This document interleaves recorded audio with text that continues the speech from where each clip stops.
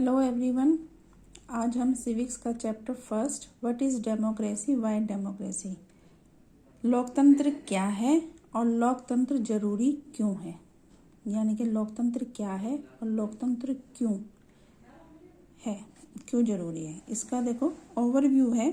Overview में के अंदर हम देखते हैं कि डेमोक्रेसी क्या है, यानी कि इसकी डेफिनेशन क्या है और इसके फीचर्स यानी कि विशेषताएं क्या हैं और इसके ऑब्जेक्टिव्स क्या हैं। तो यहाँ पर एक स्टोरी बोर्ड दे रखा है जिसके अंदर कुछ स्टूडेंट्स हैं और एक मैम है, लिंगदो मैम, तो वो उनके आंसर करती है। तो यहाँ पर जो मैरी है, मैरी क्वेश्चन कर रही है कि हमने जो पिछला चैप्टर है, अभी आपके सिलेबस में नहीं है वो चैप्टर, तो पिछला जो चैप्टर है इससे पहले वाला, उस चैप्टर में हमने पूरा पढ़ लिया और ये भी देख लिया है कि जो डेमोक्रेटिक कंट्री है उसके अंदर किस टाइप से मतलब रूल होता है, या फिर हम कहें कि डेमोक्रेसी का मतलब क्या है, और डेमोक्रेसी जानने की हम कोशिश भी कर रहे हैं।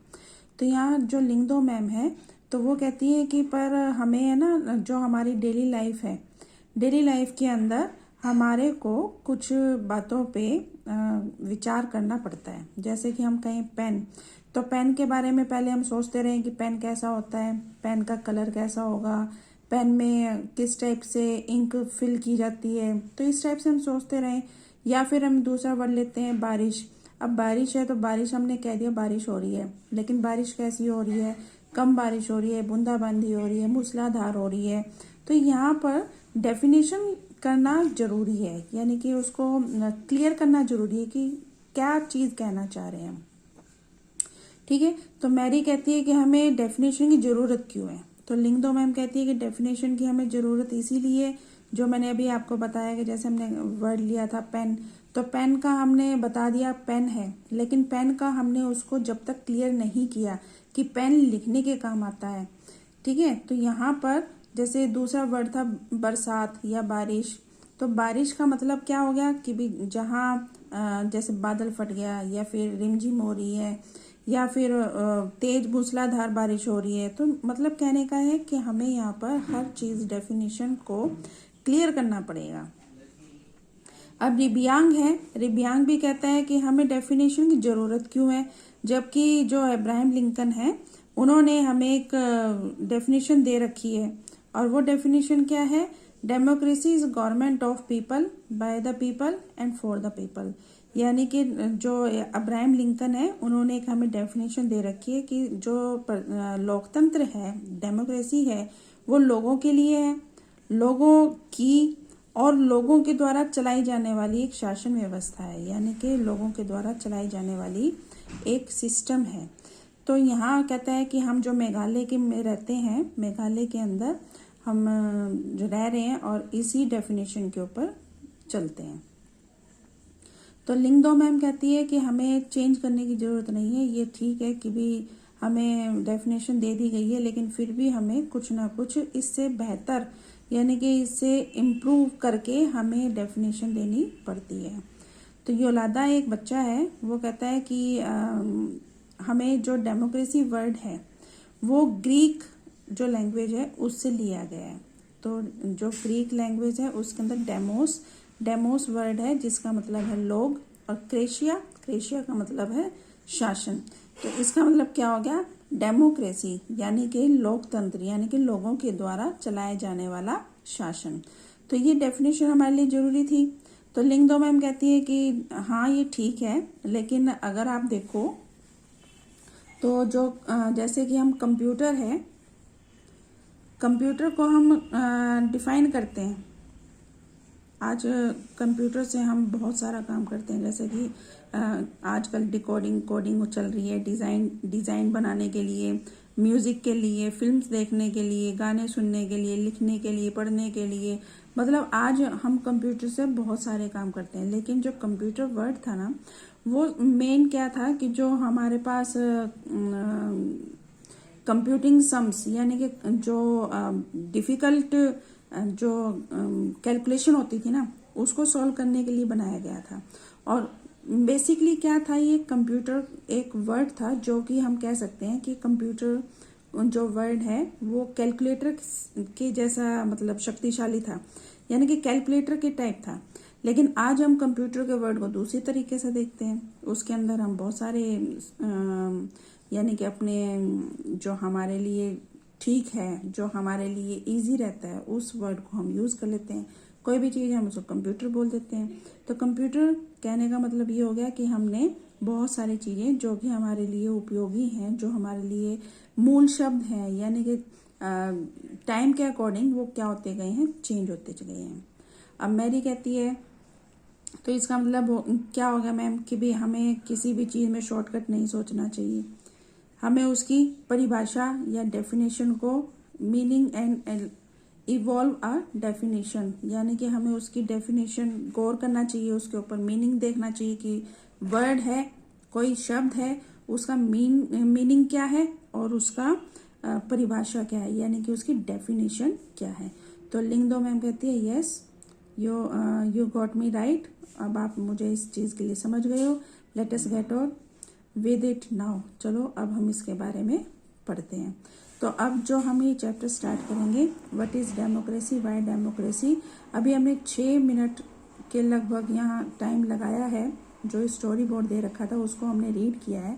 तो मेन हमारा क्या है, डेफिनेशन को समझना है कि जो मतलब लोकतंत्र क्या है और लोकतंत्र क्यों है, यानी कि इस जो वर्ड है लोकतंत्र, उसके बारे में ये पूरा चैप्टर हम पढ़ेंगे। डेमोक्रेसी दो टाइप की गवर्नमेंट बता रखी है, एक तो डेमोक्रेटिक गवर्नमेंट और एक नॉन डेमोक्रेटिक गवर्नमेंट। इस टाइप से डेमोक्रेसी के बारे में हम इसमें जानकारी लेंगे। तो एक सिंपल डेफिनेशन दे रखी है, democracy is a form of government in which the rulers are elected by the people. अब यहाँ देखिए ऊपर कह रखा है कि जो डिसीजंस हैं, यानी कि जो हम डिस्कशन कर रहे हैं, जो हम डिस्कशन कर रहे हैं, पूरा चैप्टर हम डिस्कस किया है, उसके अंदर सिमिलरिटीज और डिफरेंसेस, यानी कि क्या चीज़ उनमें एक समान है और क्या चीज़ें डिफरेंसेस हैं, यानी कि उनके अंदर अलग हैं। तो अब यहाँ पे एक छोटी सी सिंपल सी डेफिनेशन दे रखी है, जिसका मतलब है कि जो डेमोक्रेसी है is a form of government, यानी कि जो लोकतंत्र है, डेमोक्रेसी है शासन का एक ऐसा रूप है, इन विच जिसके अंदर the rulers are elected by the people, यानी कि रूलर्स को हम इलेक्ट करते हैं, यानी कि चुनते हैं। और ऊपर कह भी रखा है the government is chosen bye the people, जो गवर्नमेंट है उसको लोगों के द्वारा चुना जाता है। ठीक है, तो ये हमारा स्टार्टिंग पॉइंट बहुत ही इंपॉर्टेंट हो जाता है, यूजफुल हो जाता है। इसी से हमें सारा चीज़, पूरा जो चैप्टर है समझ में आ जाता है कि एक सिंपल सी डेफिनेशन कि डेमोक्रेसी के अंदर लोगों का चुनाव, यानी कि जो हमारे रिप्रेजेंटेटिव है या रूलर्स जो रूल करेंगे, उनका हम चुनाव करते हैं। तो अब यहाँ पे दो टाइप की गवर्नमेंट होती है, एक होती है डेमोक्रेटिक गवर्नमेंट, एक होती है नॉन डेमोक्रेटिक गवर्नमेंट। तो अब यहाँ पर जो नेक्स्ट है डिक्टेटर, यानी कि ये कहें डिक्टेटर का मतलब होता है जो किसी के कंट्रोल में नहीं रहता है और अपनी ही बातें मनवाता है।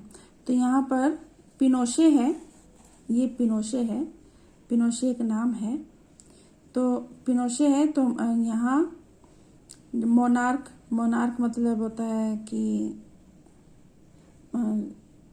जो पिनोशे है एक आर्मी पर्सन है।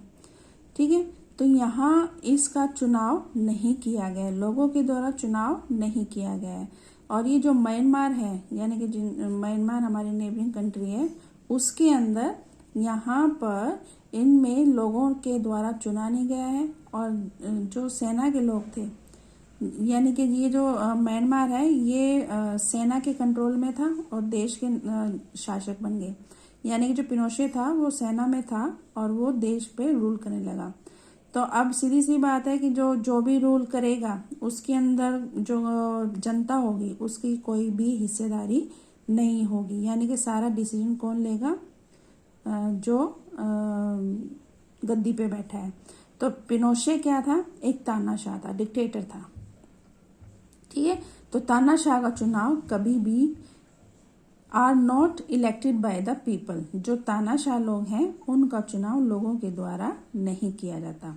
सेम यही बात the king of Nepal and Saudi Arabia rule not because the people have chosen them to do so but because they happen to be born into the royal family. अब यही बात जो राजशाही यानी कि रॉयल फैमिलीज होती हैं, यानी कि राजाओं की जो फैमिली होती है, उनके ऊपर भी लागू होती है। नेपाल के राजा थे और सऊदी अरब में जो लोग थे उनको उन लोगों ने अपना जो शासक था उसको नहीं चुना था, बल्कि जो राज परिवार था जिसके अंदर उन्होंने जन्म लिया था उन्हीं को ये हक मिल गया था कि भी वो गद्दी पे बैठ जाएंगे। ठीक है, तो यहाँ एक सिंपल डेफिनेशन दे रखी है और बिल्कुल सटीक बैठती है। सटीक का मतलब है कि बिल्कुल सही बैठती है कि हमें ये समझ में आ जाता है कि जो it remind us that democracy A people rule, कि भी हमें ये समझ में आ जाता है कि जो डेमोक्रेसी है वो लोगों के द्वारा चलाया जाने वाला शासन है, यानी कि लोकतंत्र है और लोगों का शासन है। तो ये बिल्कुल हमें जो डेफिनेशन दी है बिल्कुल सही बैठ रही है।